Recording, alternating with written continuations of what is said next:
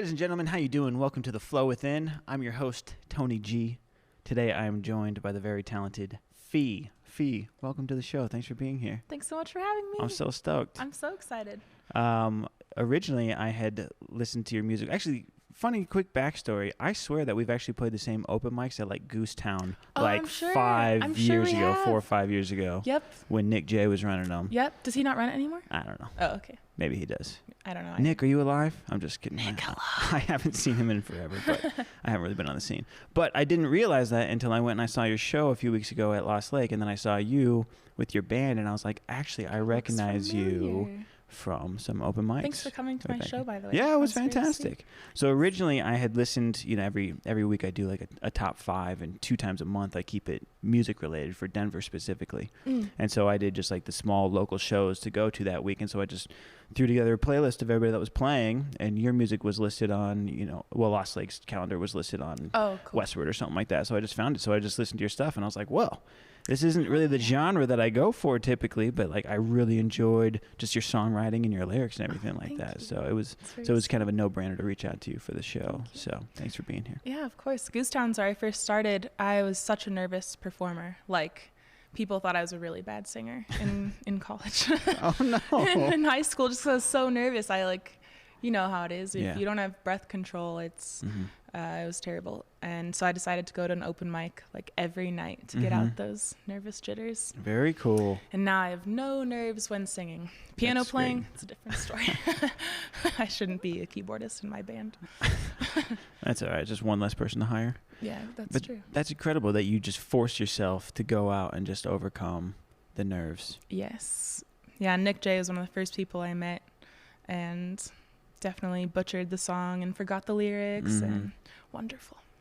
A very common blunder that us musicians have. Yep. You play it perfectly at home by yourself, and then you see one person in front of you, and you're like, yeah, I like paused for a good 30 seconds too. It wasn't like now if I mess up, which happens all the time, I know how to move through it very casually, and my piano will keep going even if I miss like a lyric, but I just froze and looked at everyone for a good 30 seconds, and they felt very awkward. They started cheering like, you can do it, and I was like, it's making me feel like I don't even know it even more. Yeah, that's a scary feeling.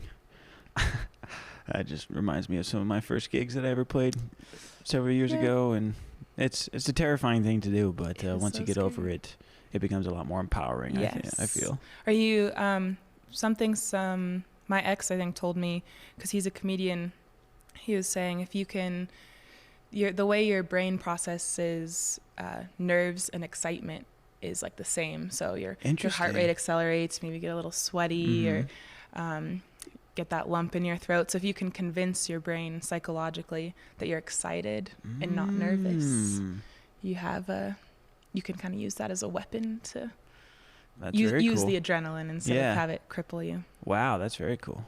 I guess we're both on the other side of that now, where we do get to use that adrenaline to our benefit. Yes, I love performing, so.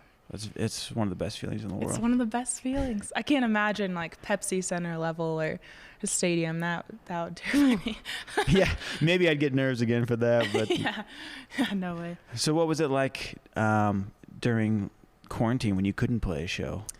That was really sad. I think there's definitely a weird feeling of like identity loss.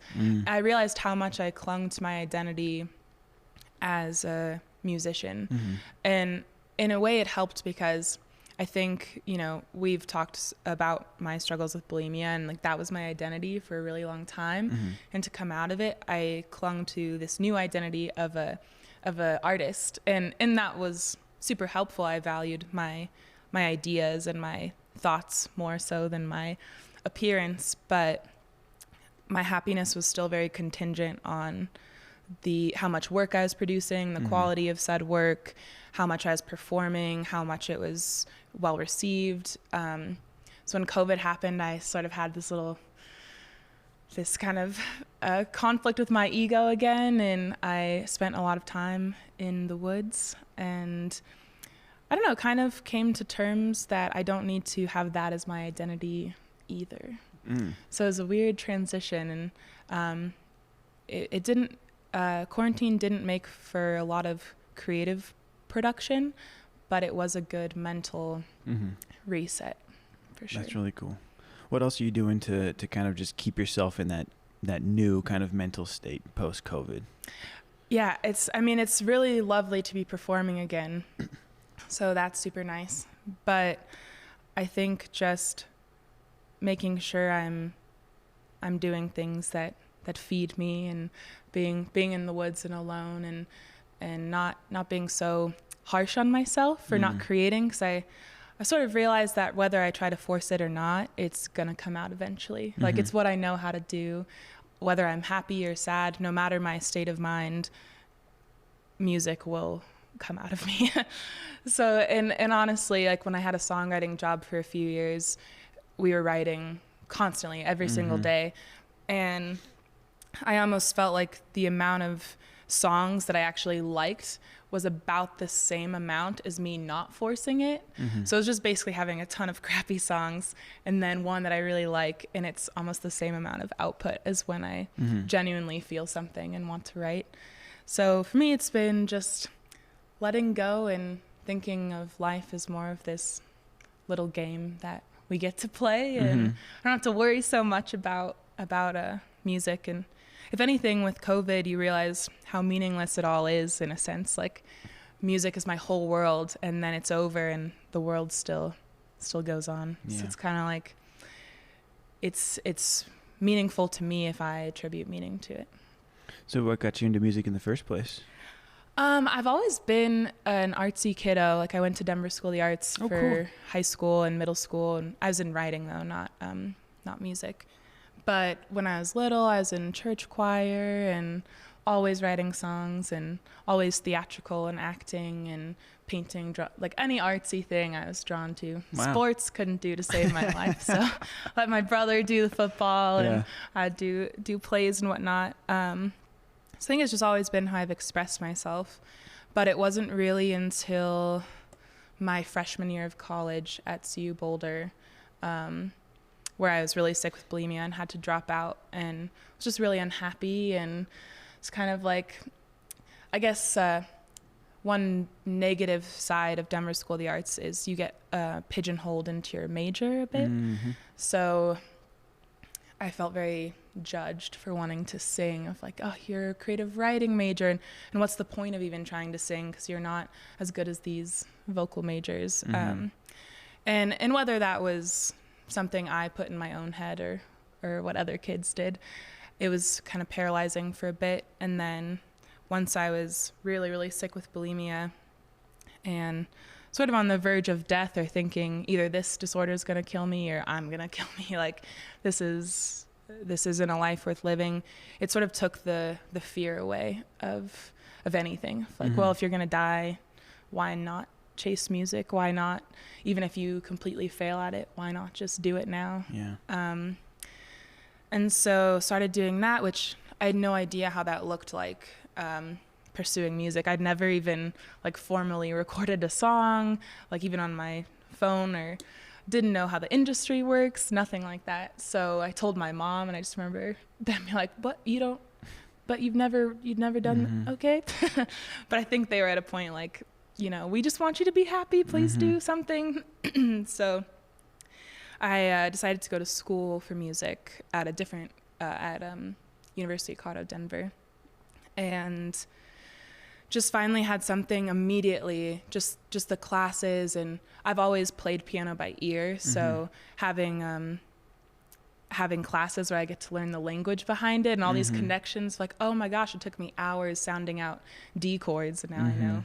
That's what it was. Just it was really interesting to me, and things started snowballing pretty fast, because this producer, Ted Bruner, came through and talked to our class about what it's like being a songwriter in LA, and we started working together. And shortly after that was on 93.3 with my first song. So it just was really snowballing in a way that gave me a lot of hope, and just having a lot of fun for the first time in my life. And that's great. Felt like I had something to live for. So that's incredible. Kept going with it. Yeah. If it works for you, then you just have to keep rolling with it. Yeah, it's been really So it fun. sounds like music has just been absolutely, truly life-changing for you. Oh yeah, definitely. it certainly changed my life. And like I said, I think a big part of bulimia was having an identity, and I was such a people-pleasing kid and teenager, like to the point where I couldn't say no to anything, and I just didn't really think my values or beliefs were as valid as other people's. And I think bulimia was just a way to sort of condense my reality into something I could control, and also feeling, you know, in middle school and high school, kids are sort of vicious, and it doesn't matter if you're not, like, I was a really nice girl, and it didn't seem to matter. It was just more about looks and who's on top, and so it just it felt like maybe if I could control my looks, it would solve things, and which doesn't really make sense. But if you think about it, like, people convince themselves of delusions all the time. Like, if I just had more money, if I just had a few more likes on Facebook, if I had this many followers, then I'd be happy. So it's sort of the same thing, just this way to kind of block everything else out. And but being so people pleasing, I didn't have this identity. I was a ever shifting chameleon. Really had no sense of self, and by the time that I was really sick, I had just wavered so much from myself that I couldn't even identify when feelings were mine or thoughts were mine. And I got myself into really bad relationships and friendships because I was so sick. Had no way to really stand up for myself, and sort of in this tunnel vision, just kind of going through the motions. So doing music was this first time that I felt like I had an identity worth kind of moving towards, and something that I could be proud of, that would make me feel good, and sort of a solution. I always say with bulimia, I gave myself a lot of compassion for it, of this is just the best solution you have at this time to cope with all the life things. So of course, until you find a better solution, this is what you're going to go to. So I guess I kind of, when I decided to recover, it wasn't even wanting to do, I didn't go to therapy or anything. It was just, I'm just going to let myself indulge in these behaviors as much as possible. I mean, as much as I want to. I'm not going to shame myself. I'm not going to try to not purge or not binge. I'm just going to dedicate this time to finding that better solution. Was there a specific event or anything like that really helped lead to your transition, or? There's definitely a few. I think just having to drop out of school, and I was such a goody two shoes 4.0, like, so dropping out of school felt very, very stressful. But just at that point, I was probably purging like 15 plus times a day. Oh, no. So I was passing out constantly and losing my hair, and I just looked terrible and I felt terrible. So I kind of came to this crossroads where I can't stop, but I can't not stop, and I don't know what to do, and I'm stuck. But it was really, and then it's kind of a weird transition, because once I dropped out, my mom, ironically, is an eating disorder therapist. Oh, wow. So I'm sure it was maybe a little, and her and I were really codependent growing up. So I think part of bulimia was a way to separate from my mom also. It's kind of like mom was my identity, then bulimia, and then music.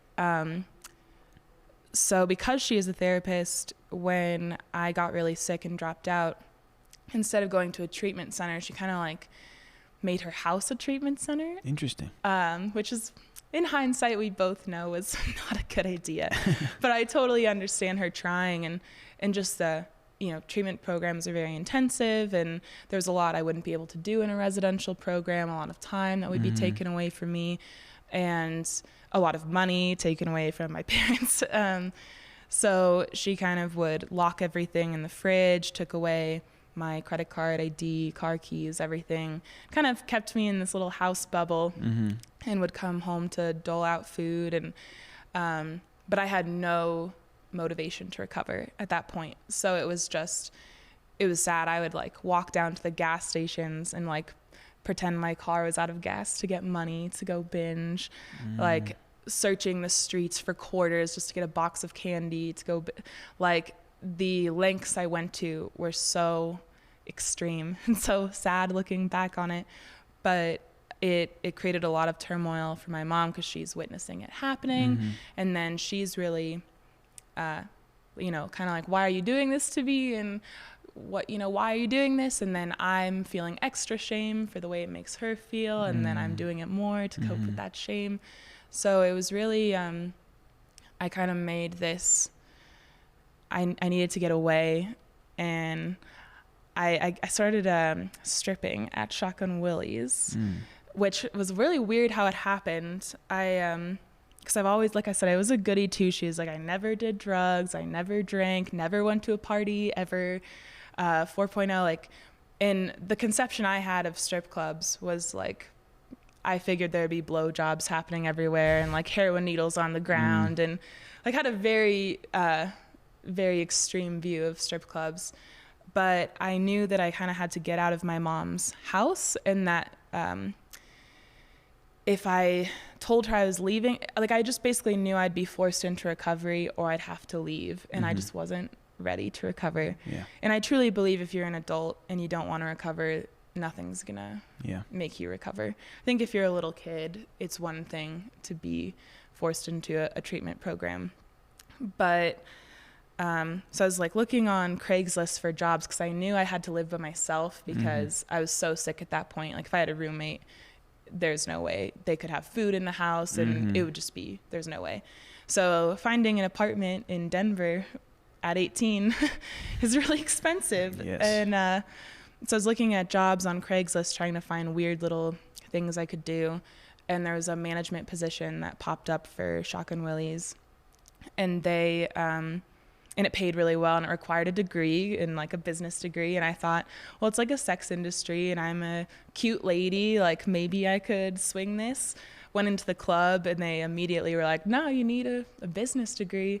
But the club was super nice, and all the girls were really, really sweet, and very clean. And I think the mayor of Glendale owns it. So I learned very quickly, like, it's a very clean club. Like, they have to follow the rules because that's important for his role. And so I just decided to try it very spontaneously that night. I'd never worn heels that high ever in my life. Like, it was crazy. And I started working there and got a lot of money very quickly.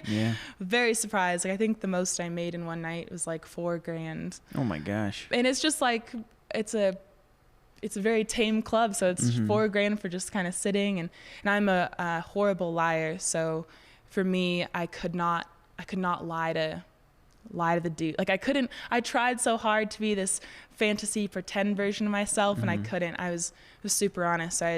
I'd say, like, yeah, I have a boyfriend, and no, I'm not into you, but I'm totally down to connect for the next hour, and no, I don't want to give you a happy ending.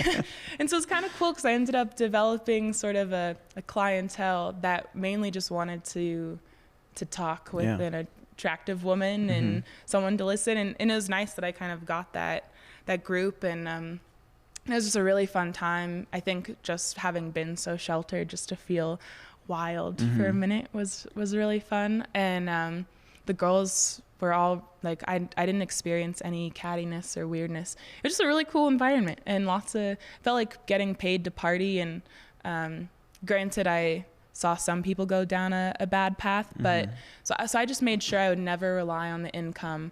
Like, you watch some girls, put down payments on houses and cars, and they need this job and this income to where if they didn't have it, they can't afford those payments.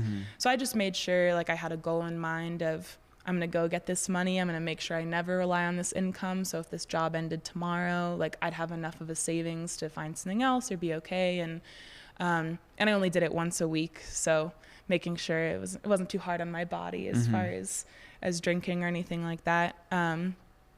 Yeah, so that was kind of a long tangent to say I ended up getting all my music equipment with all the money, and started playing shows and got my band together, got a really nice apartment downtown.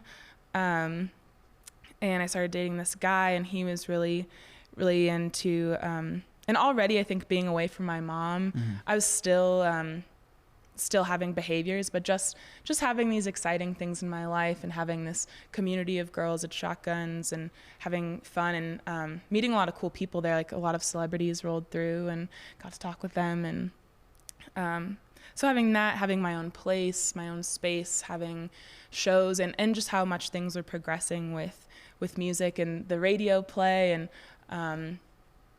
it was hard at the time because my parents did cut me off completely, cut off communication from stripping. Oh, no. And my mom kind of being my whole world was very rough. Like I remember Thanksgiving, she's like, yep, don't bother to come. So that was a really tough part, but I think it was kind of a separation that needed to happen. I started dating this comedian, and he was really into psychedelics, which I had never tried. But I took mushrooms with him once in a hotel room, took a lot, and I just felt this calling to go look in the mirror. So I told him, like, I'm having a great trip with you, but I just feel like I need to go look at myself. And I probably stared at myself in the mirror for a good hour, though time was very, very strange. I'm not quite sure how long it was. But I just remember, like, bawling my eyes out, and he came over, like, are you okay? I was like, no, I've just never seen my body so beautiful. Like, I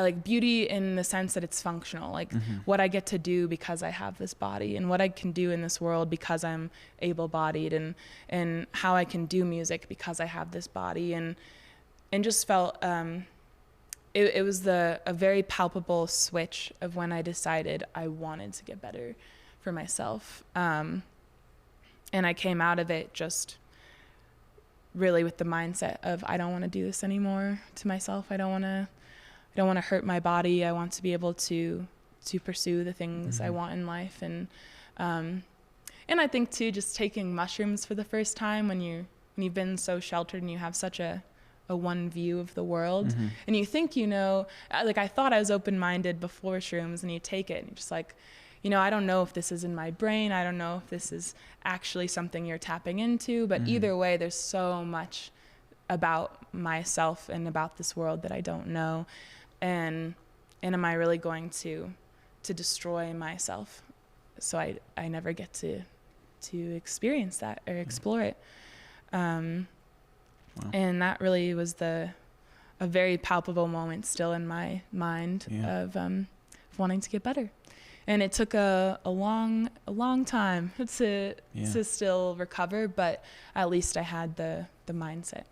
That's incredible. Well, thank you for sharing that story with us. I mean, everybody goes through their own things, and I think it's just really important that everybody kind of acknowledges who they were. I'm really the most excited about that is that you were talking about, not shaming yourself for doing a lot of these things. I think that's so important. I think a lot of people really, really take themselves they're just way too hard on themselves. Yes. And that can be such a roadblock that so many people have to try to get over. I mean, I've experienced the exact same thing multiple times. It totally just perpetuates the cycle, if anything. It really does. If you're really ashamed, then you got to cope with that shame too. But that's really cool. Like mushrooms, especially right now, there's being so much more research done on how mushrooms can have a really nice positive impact on people. It's fighting depression, it's fighting anxiety, it's fighting PTSD. Yes. And are you a mushrooms taker yourself? I am. I do. I partake once every few months because I think for me, it's just a really nice way to do the same thing, to look at myself in the mirror, so to speak. Yeah. And to just kind of take a mental inventory of how I'm doing, what has been worrying me lately. Is it cause for worry, or am I just kind of overanalyzing it? Am I just being too hypercritical of myself? And I think it's a really nice way for me to just kind of really experience everything very intensely and then just kind of let it all go. So for me, it's a very cathartic, and I think it's just a very healthy choice for me to use. I never use it as like, oh, I'm just gonna do all these shrooms and then go to this rave, because number one, I don't want to be around anybody. I'm terrified. I don't want to go into public. I've never done it, so granted I can't say, but like doing shrooms in a huge public space like that, or like a rave space, like I guess I didn't mean to, but my ex, the comedian who I was dating at the time, so I met him when I was 18. We broke up right like towards the end of lockdown, I guess. Okay. And that was a 5-year relationship. Wow. And so it's just a very strange thing because when you're with someone that long, your identities are intertwined, your belongings are intertwined, your home, your futures, everything. So it was a very difficult breakup. And I went into a depression phase. And I wouldn't say I relapsed, but I just, because I don't necessarily even like the term relapse. I like to think of bulimia as just this behavior that I would sometimes do, because for me, if I associated it with bulimia, it became this identity. So for me, it was just, this is something I do, and I like to think of it as, which was kind of opposite of what my mom's therapy group teaches, is I like to think it is something I have control of if I wanted to. Whereas they have a bit more of the narrative of this is something that you are powerless to, and for the time being at least. But in some ways, like if you think about it, if one way I thought about it is, if God or whoever were to come down right now and say, if you purge tonight, you will die.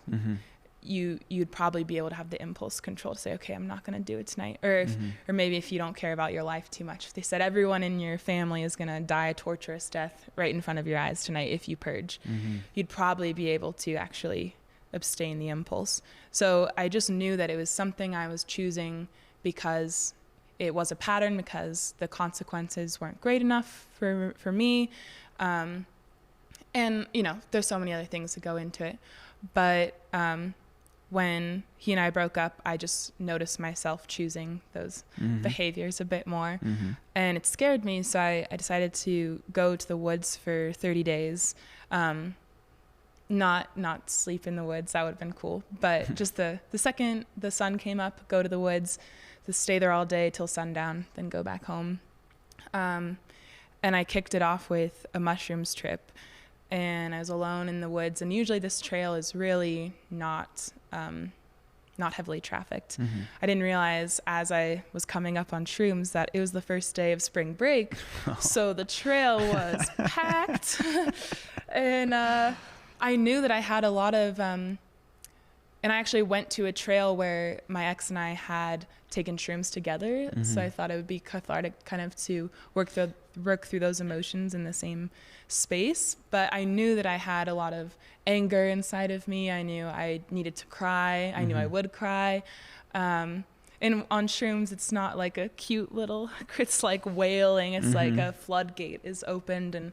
And generally on shrooms, not all the time, but when I've been in places of sadness, I'll oscillate between kind of hysterical laughter and like sobbing. And it just goes back and forth, and it all feels equally relieving. I feel as equally relieved as I do sad. It's definitely moving through and feels really good, but it's very scary to do that in front of strangers. And so for a minute I was kind of hiding off in a corner trying to subdue my emotions.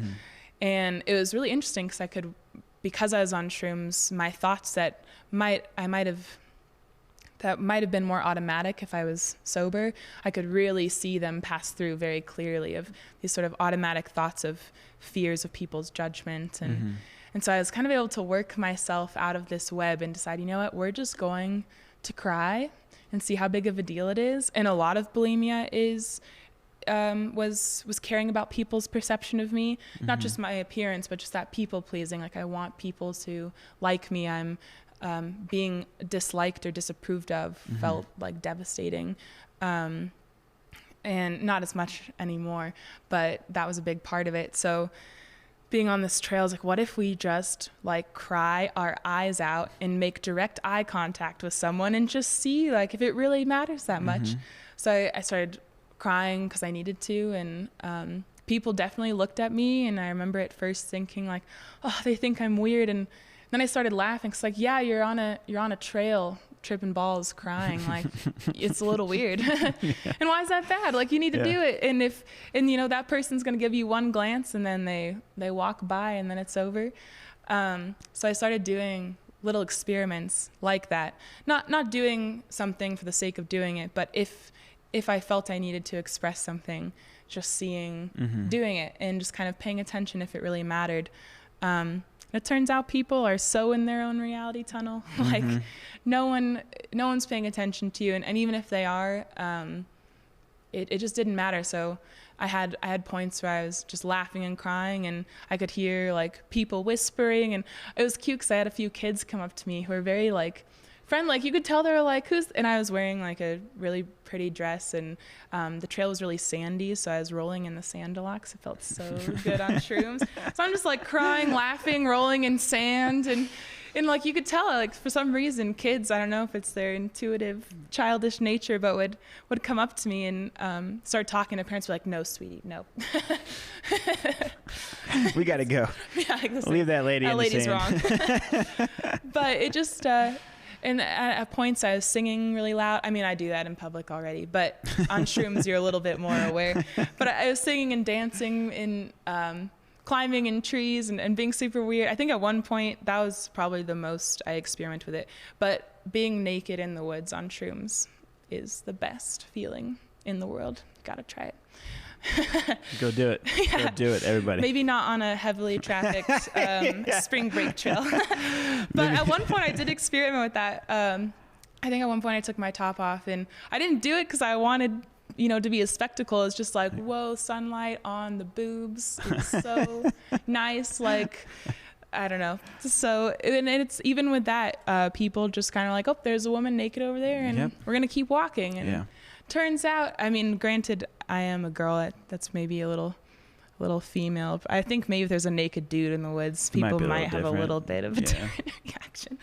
But and I was pretty hidden. Like, it wasn't like, here I am, fellas, on the trail. But just little experiments like that, realizing, because I do think that's a muscle that I've worked over the years. And I think it's that people pleasing and being uncomfortable, it's totally a muscle you can work, which I think was honestly integral to my recovery. I realized so much of this eating disorder is because I'm impulsive. I have no impulse control, because I can't sit with being uncomfortable, especially if it's somebody who is mad at me, or if it's like a personal relationship making me uncomfortable. And that is a muscle I tried to work really hard.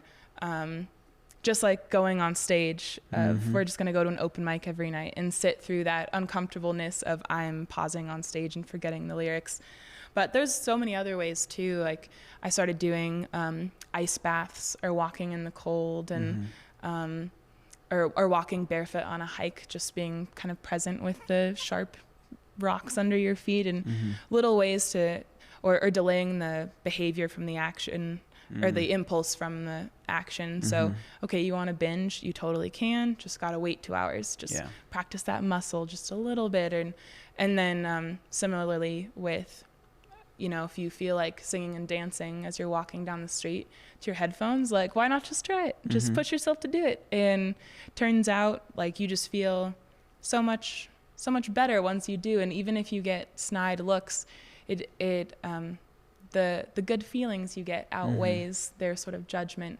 And even on that hike with shrooms, it was just like, the people who gave me really mean looks, I would just laugh at them, because it's like, you're on such a serious hike, bro. Like, you're on a hike, chill out. Like, who cares if I'm singing and crying? Like, or mainly as if I was on the path on the sand, because the path was the only sandy part, and like, that felt nice. And they just look like, I have to walk around you. Like, it's gonna be 2 feet to the side. Your day is gonna move on. It's sunny. It's nice. But yeah, people are definitely in their reality tunnels. And it was funny, people would try to not look at me because they could tell, like, I was crying or laughing, like, we're gonna not make eye contact with that strange lady.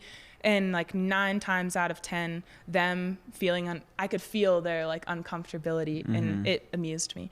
But 9 times out of 10, they would just trip right in front of me. They'd be trying so hard not to look at me, and they'd be hiking up the rocks and just fall over.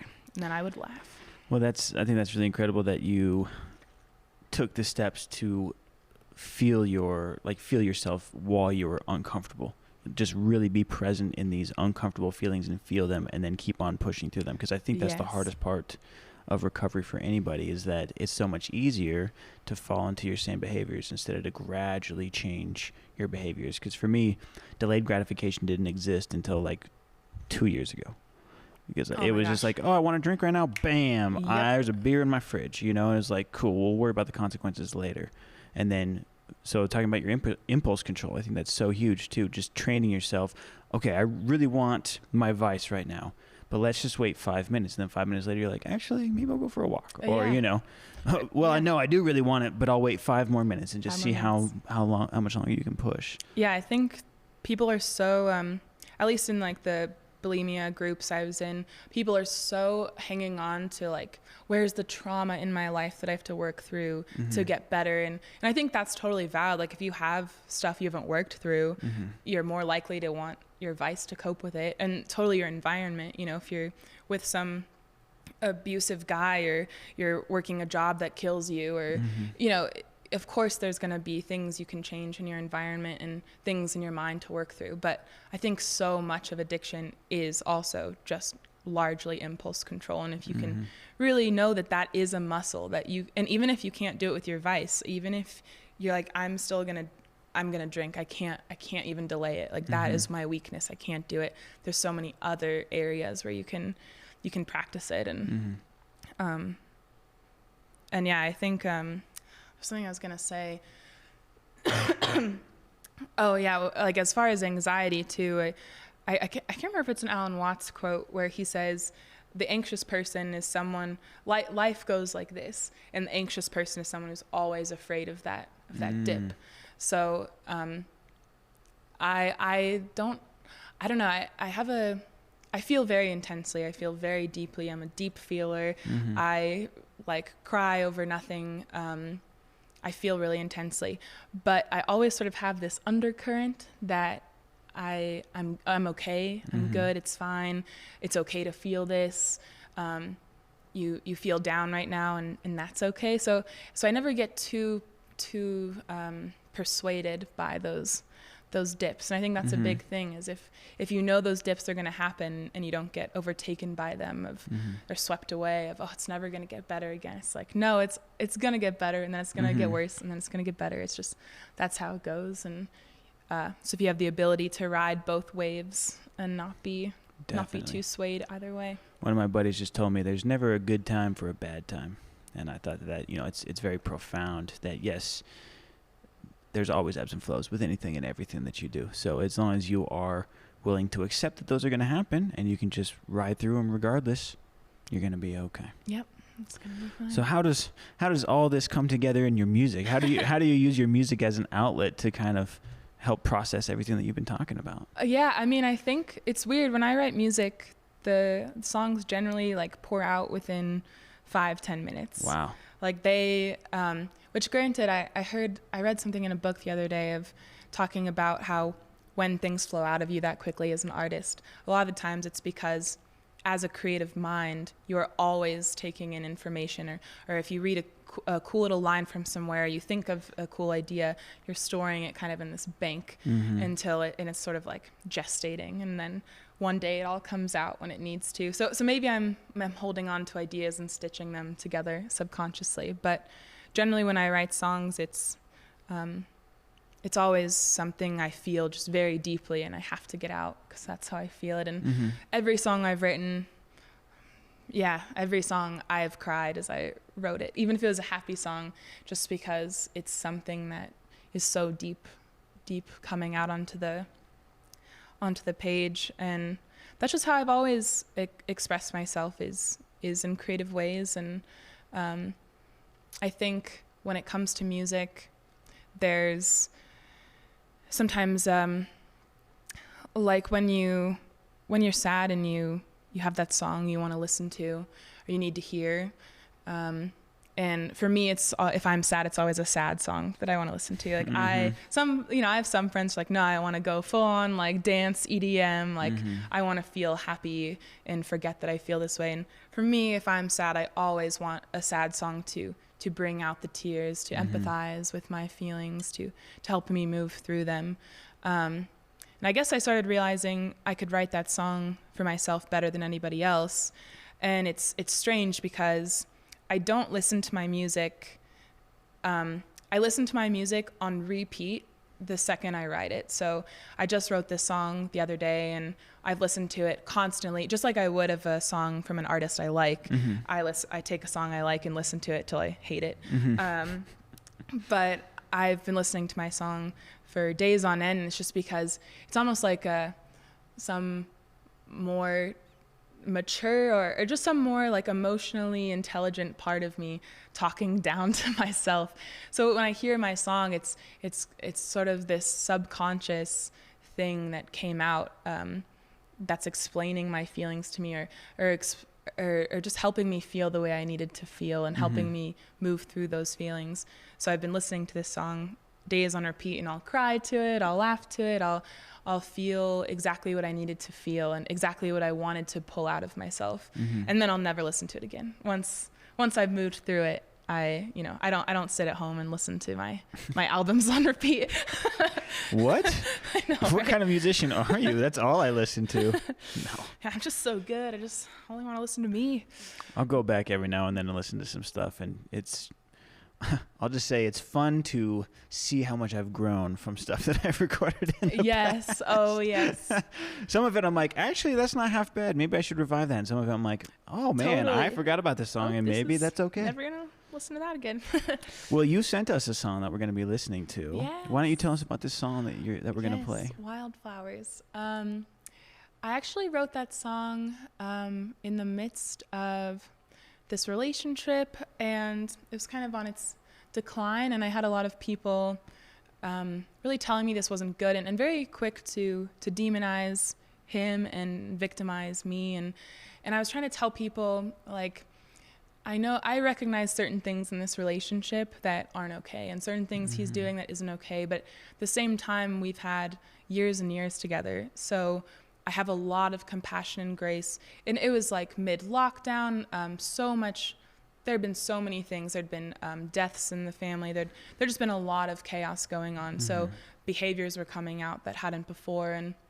And my friends and my family I know it came from a good place, but I was trying to tell them, like, I've known this person for years, and I have compassion from where they're coming from, and we're working through it. And so for you to kind of act like, what do you see in this guy? You're so much better, and not really seeing him from this human perspective. I don't know. And so I guess I went to the woods alone. I wrote this song in the woods, and I was thinking sort of about what I loved about this person, of how when people have treated me poorly, but I know that they're a really, really good person underneath, and that maybe I'm not going to stick around because I can't accept what's going on, but I still think of them as a really good, beautiful human. And I think of most people that way, like even like really everyone who's ever wronged me, I don't think of them as villains. Even the dynamics within my family of I've had to take years away from both of my parents, and we're all good now, but there was time where I couldn't be with them, and I never thought of them as bad parents or my ex is a bad guy. It's just I can't have that in my life, but I still see you as a good person, and I guess I was still at that point really hopelessly in love, and feeling like trying to explain to people that we're all just humans. It's sort of inevitably having this experience with each other and moving with each other, and I don't necessarily love somebody because of what they're doing. It felt like a deeper level of connection, and in some ways I related that to myself of I've had these identities of bulimia, and then as a singer-songwriter, And at that point, it was in quarantine where I was told you I was having that identity crisis of music's not going on. So who am I, and how do I love myself if not for this identity that I've built myself around? And I was really struggling with that and feeling not good enough and not worthy, and there's nothing special about me now. I'm not doing music, and so I guess it was me in the woods thinking of, well, what do I really love about me, and what and sort of, I guess, finding a love just for the purity of existence, and being in the woods. Nothing is asked of you. The trees don't care what you're wearing or what you look like, or if you're a singer-songwriter. It's just everything is just moving, and I that's why I love the woods. Is I love the way just everything is just peacefully moving with each other, even though that peace entails chaos and death and life, and everything is cycling. So it's sort of finding love for myself in those same terms of it doesn't necessarily matter if I'm a singer-songwriter or what I'm doing. It's just this purity of my existence that is in the current, moving with everything. And sometimes that's chaos, and sometimes it's bliss, and that's all part of it. It's all this beautiful, magical thing.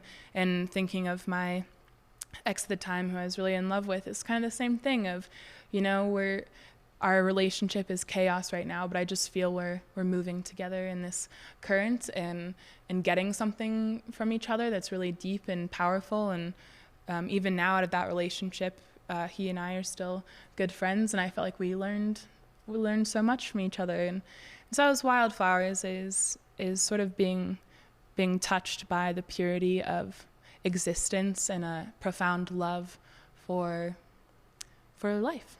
Excellent. I can't wait to hear it. Let's check out Wildflowers by PHIE.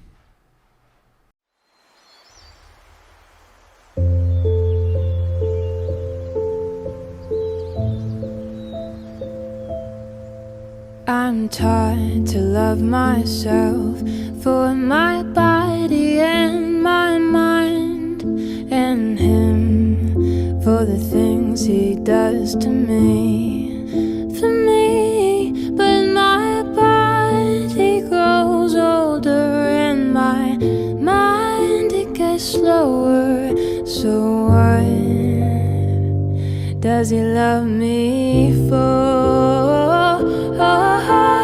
Little girl in a bed of wildflowers, grows whether she knows about it, opens and closes for the one who opens and closes to a love she doesn't know herself or where she'll go, doesn't understand it's inevitable. The rose opens and closes for the sun, she opens and closes for the one who sees her soul.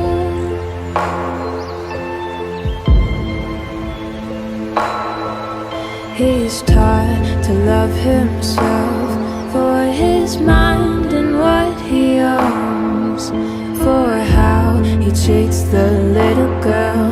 Most times he gets it wrong, 'cause he squeezes too tight, and he's mean in a fight.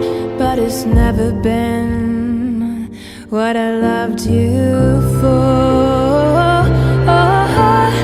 Little boy in a bed of wildflowers, grows whether he knows about it, opens and closes for the one who opens and closes to his love. He doesn't know himself or where he'll go, doesn't understand it's inevitable. The rose opens and closes for the sun. He opens and closes 'cause he sees so so so